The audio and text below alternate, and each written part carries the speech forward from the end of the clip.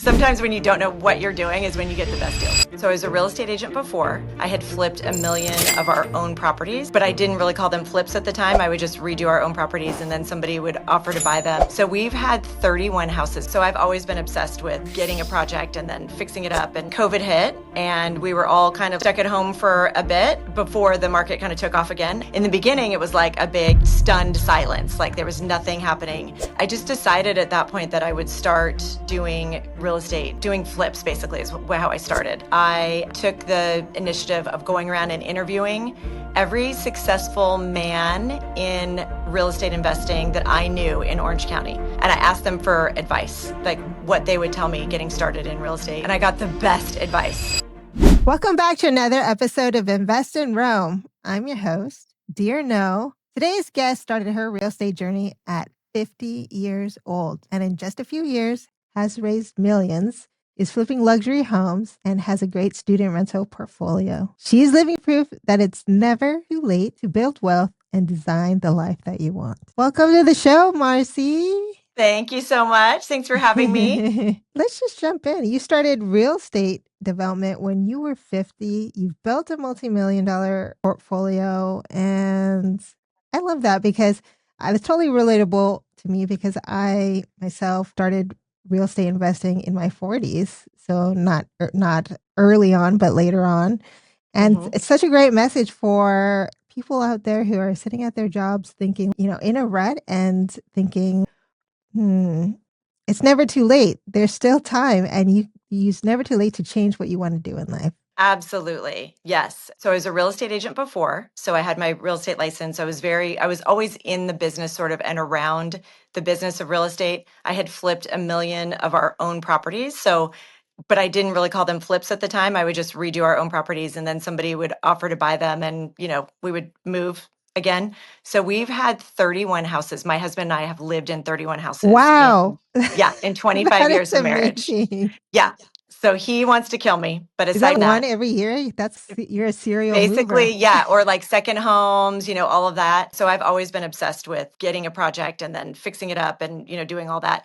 And then every time I would think, yeah, no, we're going to keep this one. And then for whatever reason, that didn't happen. And so I was a real estate agent here in Newport Beach, actually, in Newport and Laguna Beach. And then COVID hit and we were all kind of stuck at home for a bit before the market kind of took off again after people started getting excited about the whole home thing, right after COVID hit. But in the beginning, it was like a big stunned silence. Like there was nothing happening. People were pulling out of deals everywhere. People were just walking away from their deposits. Like it was wacky for quite a bit. And I just decided at that point that I would start doing real estate, doing flips basically is how I started. May of 2021, I took the initiative of going around and interviewing every successful man in real estate investing that I knew in Orange County. So I went to a lot of the really big names that are kind of famous, all the big guys, and I asked them for advice, like what they would tell me getting started in real estate, either in, landlording, developing, that type of thing. And I got the best advice. One of them actually referred me to their lender, to their hard money lender that they still use for their hundreds of doors to thousands of doors, apartment buildings. They still use this particular lender. So they referred me to this lender. This lender was like, well, any friend of his is a friend of ours. We'll, fund your first project. So I literally just went into it that way. And I got lucky enough to find an Airbnb, a property in Laguna Beach with an Airbnb license. There's only 22. And they're grandfathered and they do move with the property here in Laguna. New Airbnbs are not legal here. So I ended up using this hard money lender, buying this Airbnb, and I had bookings from the first day that we closed, and the rest is history. And then I ended up doing a BRRRR. So I basically ended up refining that, doing a cash out refi in 6 months and getting all the money back out of it. It was That's so awesome. It was a great first start. Yeah. That is a great first deal. I don't know if any of them have been that great since, but it was a great first deal. Sometimes when you don't know what you're doing is when you get the best deals. Well, that makes for not a very good first fail story. First deal. Yeah, I know. Story. Oh, I've got fail stories. Don't you worry. You kind of touched on you went around and interviewed every man. Was there any successful real estate women in the area that you interviewed? There were not. I didn't know any women that were, at the top of their game in real estate at the time. Now I do. Now I know tons. but I didn't at the time. I didn't even know where to start. And what was great about them was because they know that women are so rare in this business, they all, I mean, these are men with like zero time, like less than zero time. And they all took time out of their schedules to sit with me. Some for an hour at lunch, some for 3 hours at their office, and just whiteboarded with me and told me, their best advice. And it was phenomenal. And I remember all of the advice that each one of them gave me. And it's all still like the best advice I've ever had. Now, I didn't listen to about half of it from the beginning, but I've learned through the years, now that it's been like 5 years, that I should have just listened to all of it from day one. Sometimes you have to learn lessons the hard way. Sometimes you just got to find out for yourself. Yeah, exactly. Yes. But What they were all correct. I'll tell you that much. what was the best advice that they gave you? They all were pretty equal. Like I'll tell you like my top 5 that I can remember off the top of my head. But one of them was this was in when I interviewed him, it was February of 2020. And he said to me, always plan to have about 6 months of cash in reserves in case there's a zombie apocalypse, basically, and the world ends and you need money to basically to support your business and support yourself. And then like 2 weeks later, COVID hit. So that was Yeah, crazy that was advice. very telling. That was very telling. Another one said to get your numbers right from the beginning. The very first hire you should have is, or should do, if you're not an accounting person, accounting type, you need to have an accounting type that's familiar with real estate, like on board as soon as humanly possible, especially, how important that is when we're using other people's money, which I know you know a lot about as well. So having really, really great numbers was what another one said. I would say that several of them said to me the same thing, which was in their case, the words that they used were more like, you just need a guy. You just need you need a money partner. Like you need a money partner with deep pockets who knows and trusts you and is just like here in Southern California, we're doing multi-million-dollar projects. A tear down or a flip here is $2 million, right? So we put in $1 million and then we sell it for $4. That's kind of our business model. So finding people with bigger checks and deeper pockets, important for so many reasons. One is typically those are way more sophisticated investors.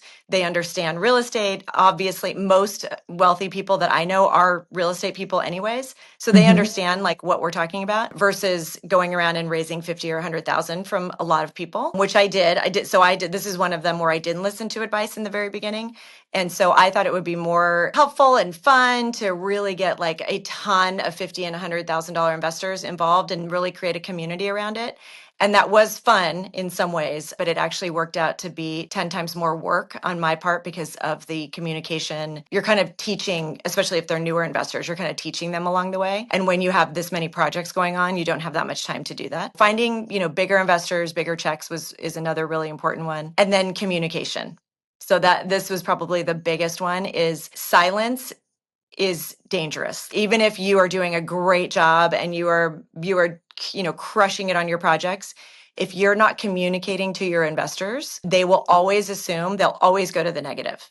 So they'll always assume that this must be bad news. No news is bad news, right? No matter what. So you cannot communicate enough. So over communicate was another one of the really, really important ones. That's a good one. People want to know what's happening with their money. Yeah, people, they want to know and they need to know, right? But sometimes we get really, I think a lot of us, when we go to like our first events or first training programs or first whatever we do in this business, it's all about like number of doors and number of flips. And first of all, a lot of times they're not saying, well, sure, it's number of doors, but how many profitable doors, right? It's really like, it's not really about just numbers. It's a vanity metric almost. People just throw that out there. Totally. It's a vanity metric. Like I don't really care what when people post about their revenue or whatever, if they're not telling me if they're losing money or making money, that's not helpful. I think that it's when you get that busy and you've done that vanity metric and now you're a one-man show, one-woman show, and you're doing so many projects, the communication can really drop off. And so that's something that is probably one of the most important things. Those are all very good tips for everybody. Yeah, I think so. Thanks for sharing that. Yeah, absolutely. Let's go back to talking about raising capital. So, I mean, you started with your first deal and then you raised some money for that. And how did you approach that? So I would say that this is the classic, what you hear, that you never know who has money that they want to invest with you. All of my first deals, because I didn't really understand deal structure, which now I've kind of moved into, that is my specialty. Like that's my jam, is deal structure, fund structure, private money loans, promissory notes, as we were talking about earlier. So I started just doing promissory notes, and so started doing like basically PML, what they call private money lending. And then I moved into eventually launching a fund and doing more of like almost like a syndication model for our flips. But in the beginning, it was literally somebody that I worked with who I had no idea. I just thought he was just like a normal guy. I said, I'm going to start flipping houses. And he said, Great. I got 250.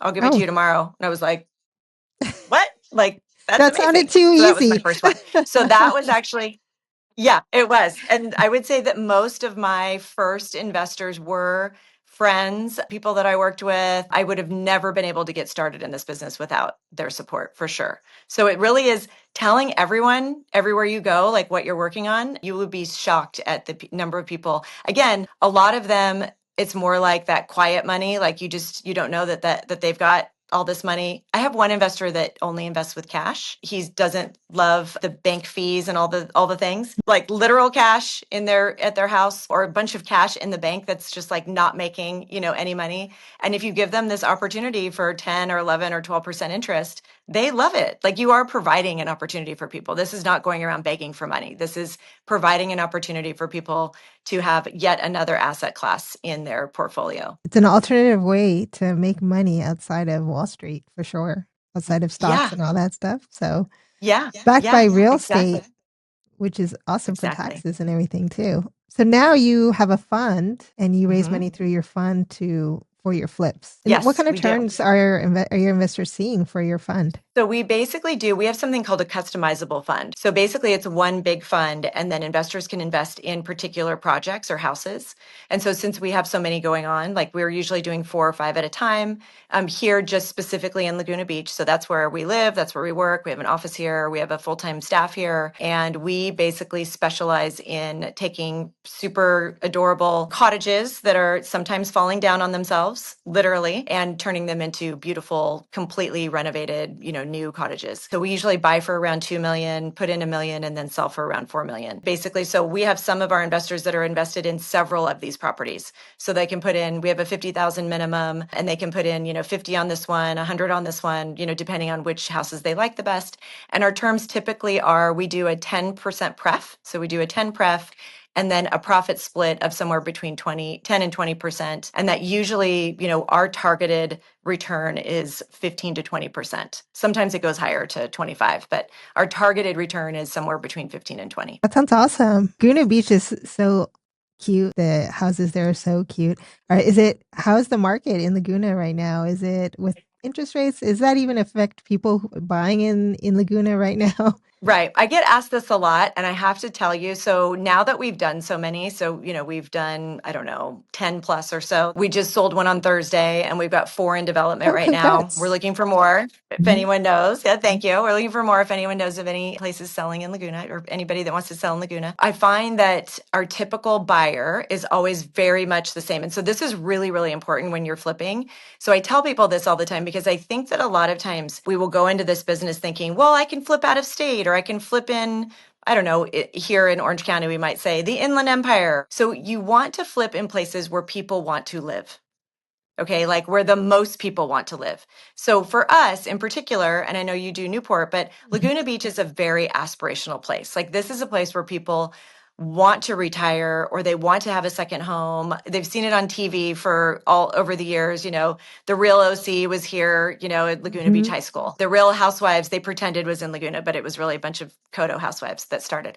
Oh, I had no idea. But yeah, oh, no one was from Laguna, by the way. I thought it was Laguna. But yeah, I know everyone thought it was Laguna, but so it's all made Laguna really, right? The hills, like all of it made Laguna really famous. And so Laguna is one of those places where everyone wants to live. And then in Laguna, we're very specific too. Like we typically do just the village of Laguna, places where you could walk to the beach, golf cart. This is a lifestyle. We basically buy and we believe in a business model of the place where like I said, where people really really want to be. And so what that turns out to be is generally high net worth people who are either retired, their kids are grown, maybe they're widowed but they're still young and they've always wanted to live in Laguna or have a beach house in Laguna. So most of our buyers are cash buyers. We also have one buyer kind of avatar, which is parents, wealthy parents buying for their 30-ish-year-old children who are newlyweds and they want to have the kids next to them so that their grandkids will be next to them. So Oh, usually they're in a well, much that's bigger nice. house. Yeah, usually they're in a much bigger house in Laguna and they're buying these cute little starter $4 million houses for their kids because they really want those grandkids to be closer. Those are the buyers. Now, interest rates definitely always still affect us. And, we were over the summer, it was like crickets, like everywhere in the country. Hmm. And that's more about buyer sentiment and about, people being just freaked out about the economy in general. But that's loosened up quite a bit. And they always say in real estate, like I said, I was an agent for a long time. It just takes that one buyer. Like the one person just needs to walk through the door and be like, this is it. So you Hmm. just have to just keep the faith, keep at it. You do have to adjust your price accordingly. You can't just be stuck at a really, really high price and think that, and not do price reductions.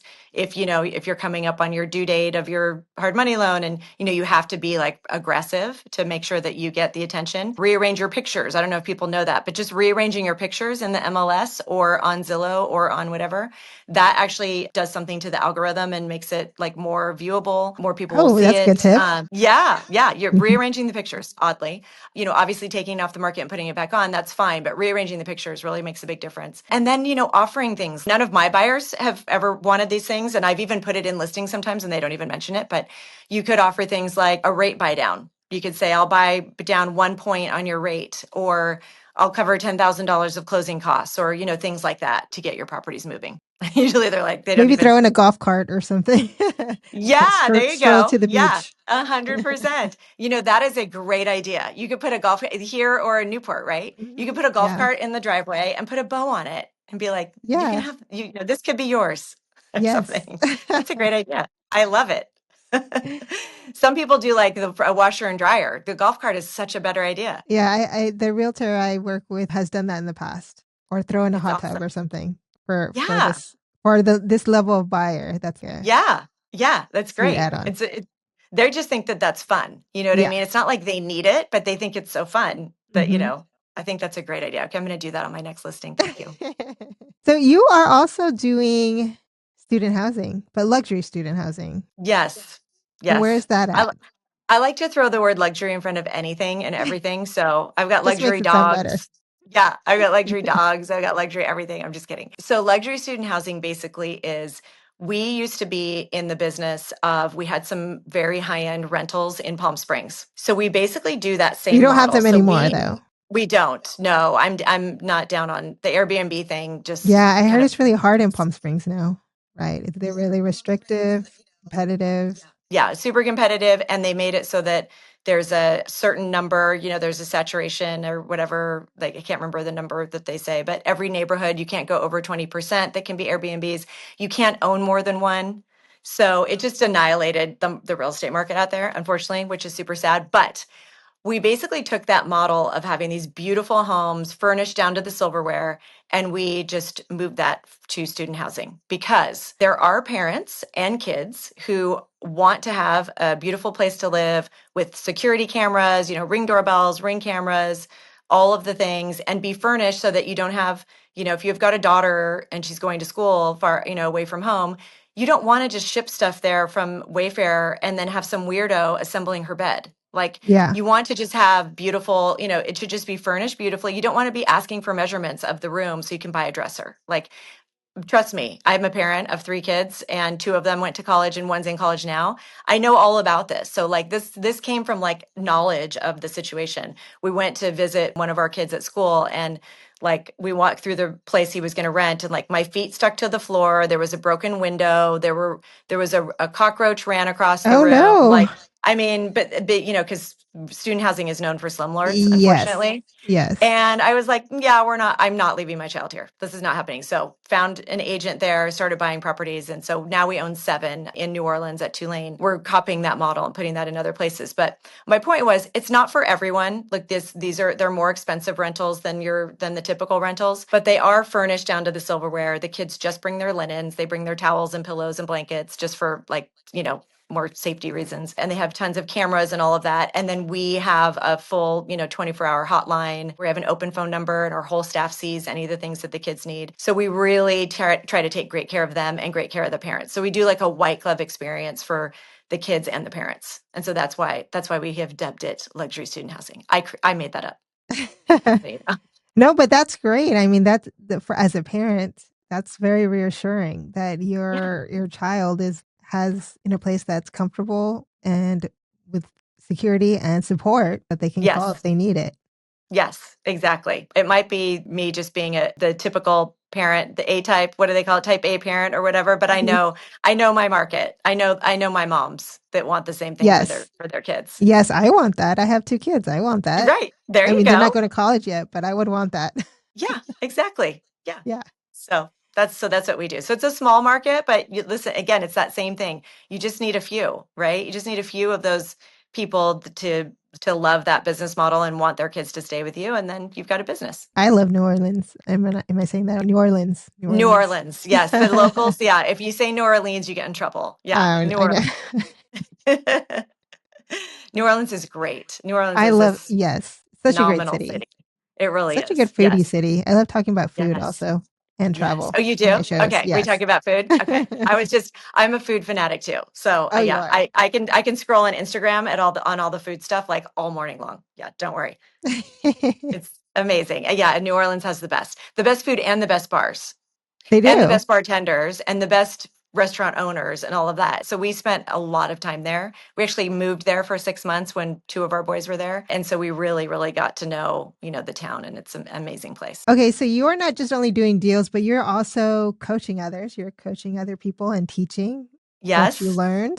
Can you talk a Yes. little bit about your coaching Yes. program Yes, and your absolutely. group? I did 3 cohorts last year, so in the first year. And that was really a course that took you from starting from scratch, like me. It was all women, and we went up to 20 in a group, and it was a 12-week course. So that took you from everywhere, everything from the very beginning. Branding, because branding is important. If you're running about deal flow, you want everyone to know what you do. Like, if you want to do this for your job or for your second job or your side hustle or whatever, people need to know that when they hear about a house that's available, they need, that they're going to call you. We would start with branding and then go through underwriting, which is critically important for a good Mhm. deal. And then lending, we'd have different lenders come on and speak, taxes, LLC structure, all of that. And then all the way through, insurance. And then at the end of the 12 weeks, we do a big retreat here in Laguna Beach. So everyone flies in and we do a retreat that's right on the beach for 3 days.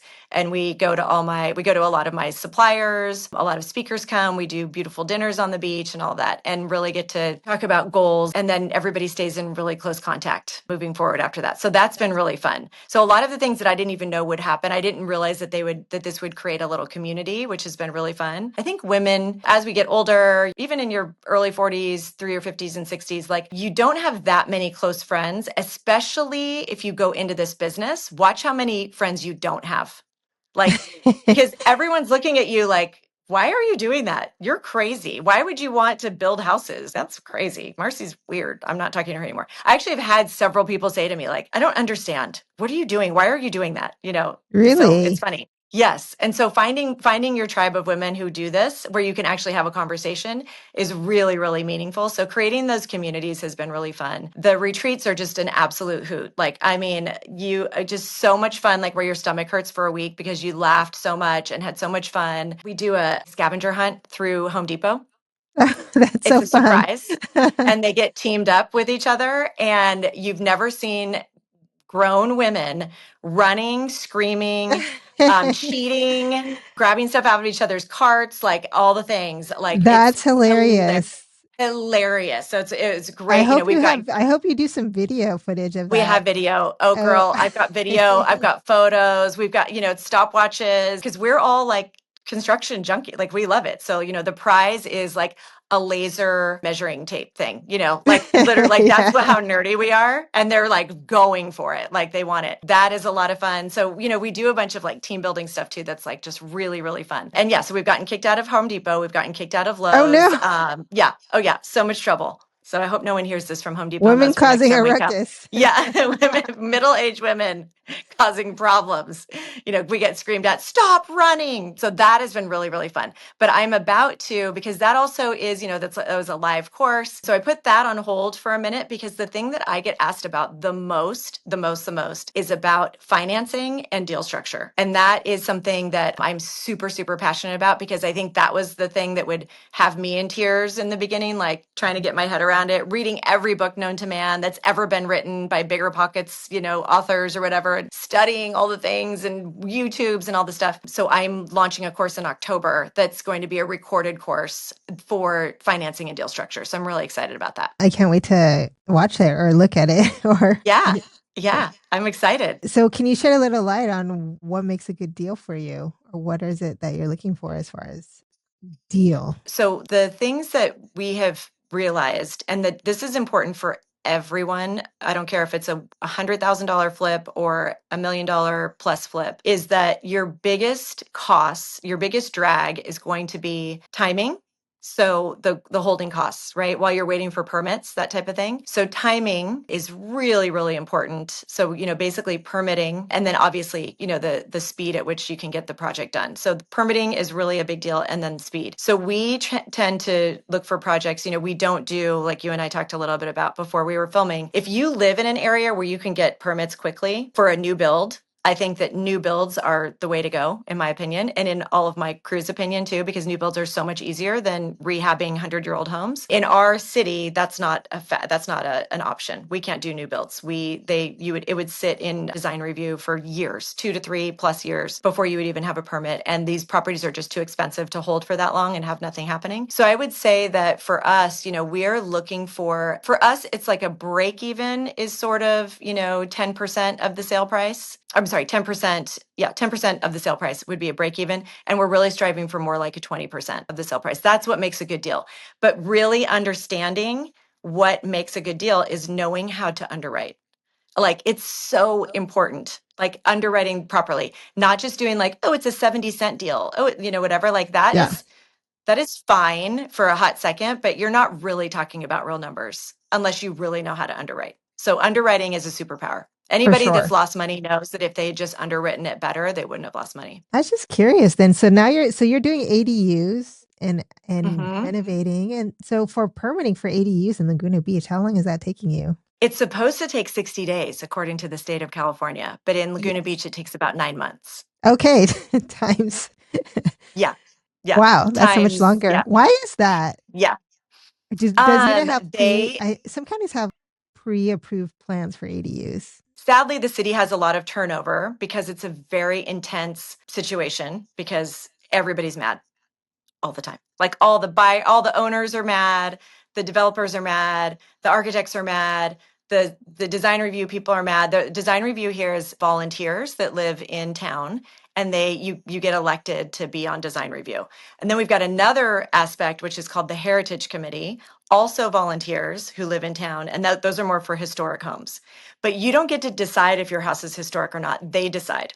If you buy a house, like right now, we've just bought a house, and the city has sent their own historian on their dime, but they've sent their own historian to come down and spend a couple of hours with my architect and my team to go through the historic aspects of this house that might be, a factor and the things that we can and can't change. So there's a lot of layers. The city would rather have, and you'll see this in Laguna, like it's not like other places, right? It's not like Martha's Vineyard or some beautiful place where you go and every house is a cute beach house. In Laguna, we have a lot of houses that are dilapidated, blight, like all of that. Like we have a lot of that in Laguna, but the city would rather have that happening than actually having a bunch of people coming through fixing them.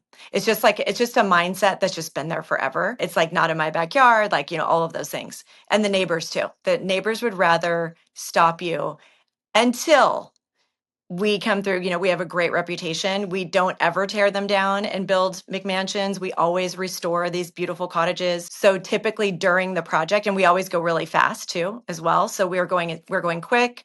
We're clean. We don't have loud music. Our guys don't cuss on the job site. Like we've got rules, nobody's smoking like that. And the neighbors end up loving us, typically so much, and thanking us at the end for doing all the things that we do. Obviously creating more value for their own home because now they don't live next to a house that looks like it's falling over. And typically so much that the neighbors will typically tell me about my next house that I should go buy Oh, or go talk to. Yeah, we've had that happen several times. nice. So yeah, yeah. So it's Nice. important to do all that. But yeah, Laguna is just tough. So you have to underwrite for that. You have to underwrite that. So what we typically do is we'll start on the main house and sometimes be finished with the main house and then start on the ADU. And the ADUs we can do really, really quickly because ADUs typically are a little bit more ground up in most cases. So we can usually do an ADU. We can put one up in like 8 weeks. So, but oftentimes the front house is finished first and then the ADU comes along because Laguna has attempted to stall us that entire time. But worth it. Very lucrative. And sounds like probably not a lot of competition because it's so difficult to get things done there. Yeah, there are literally general contractors that refuse to work in Laguna. There are architects that refuse to work in Laguna. Like that's how challenging it's been. So I live in Laguna, so I love it, and I love knowing every street and I love knowing every house and I love getting to know the neighbors and all of that stuff. So for me, it's like a perfect fit. And as long as you underwrite for it. So you have to underwrite that you're going to hold it for an extra 6 months than a typical flip would, than somebody might in Corona Del Mar right up the street. We have friends that do ground up in Corona Del Mar and they can have permits in hand in 4 months. Yeah, they can buy a little house, tear it down, and be building one of those beautiful big duplex things that they do Mhm. in 4 months from Wow, start that's to super finish. fast. It is fast. Yeah. So that's a whole different market, though. You know what I mean? I mean, I don't even know. I don't really know what I would do with myself if it was that easy. I'm not sure. I might freak out. You So like the I might, challenge. yeah, I might have to take the harder way. I don't know. That's one reason that so many people aren't doing it here because you do have to raise millions of dollars and then sometimes that money just has to sit. Yeah. So that's can be a little frustrating. So let's jump back because you mentioned that in the beginning, when you first started, you interviewed a bunch of men. I just want to go back to that. So now that you are a successful woman, real estate investor, entrepreneur, and what would you tell from a woman's perspective to somebody starting out? And how is that different? You got the male point of view, right? What Yeah. would the woman's point of view be there?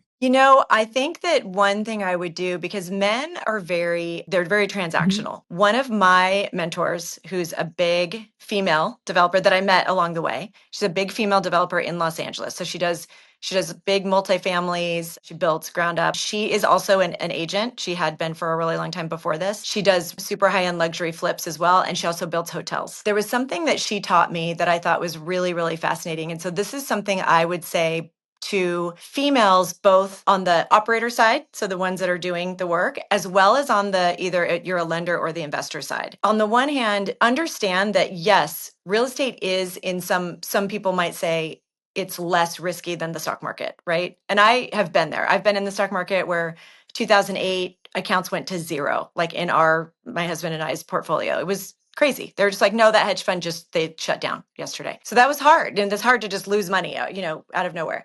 But you can also lose money in real estate. And the thing is, if you really understand real estate, you'll know that you win some and you lose some. There are going to be some losses that you have, right? If you have the right partners, so this is where coming out of a loss, and this is when I met my friend Marissa. And I was like, oh God, but I had this loss. And it was in Palm Springs. Palm Springs, during my construction is when Palm Springs changed their city ordinances on short-term rentals licensing. So I was really distraught. And she said, well, what about your partners? I think I was being harder on myself. Honestly, in this case, my partner actually was not being hard on me. I was being really, really hard on myself. And I said, but I get like, I'm going to lose money. My partner's going to lose money. And she said, you need to have partners that will work with you through, she said she's had partners for 20 years. And she said she does 30. This is a great stat. She does 30 projects a year. Wow. Around two are always losers every year. And she said, and in the beginning when you start, here it is. This is going to be my loser. Like you just know, like the things aren't lining up, the permits aren't lining up, whatever, you're having issues with different things. But she's got this group of investors that she works with that trust her and know her and like her, and they know that she's doing her best. And so when she has a loss, instead of it being like this thing where she's got to make it up to them or pay them back when it's an investment, not a loan. I said, well, what do you do when you on those losses? And she said, they just say, oh, okay, better luck next time. Like Oh, everybody just needs to understand and everybody needs to grow up a little bit because I think women in real estate are so new in real estate that we don't actually understand that that's how it works. And men definitely understand that's how it works. You win some, you lose some. Obviously, as Warren Buffett or anybody, I think he's famous for saying win more than you lose or whatever, but they don't say never lose. Right. So sometimes when we have a loss or a break even, don't be so hard on yourself and find those partners that really understand. You should find partners that really understand real estate or who want to go on that journey with you to understand real estate more. Don't find the people that are going to be, that are going to punish you endlessly for, losing money on a project that they were in. Instead, you want to find those people that are like, oh, dang it. Okay, well, we all lost money on that one. Let's do it again. And then hopefully it'll make up for it. And then let's do it again. And hopefully it'll continue to make up for it. That's the mindset that I would love for people to kind of get, including myself. Has always been really hard for me to really get our minds around that this is a business. Right? There are definitely risks in real estate. And we understand this because you and I both have fun, or we both raise money for funds. I have my own fund. That's why there's a PPM with a 700-page risk section that's like, this is right. risky. You might lose Yes. everything.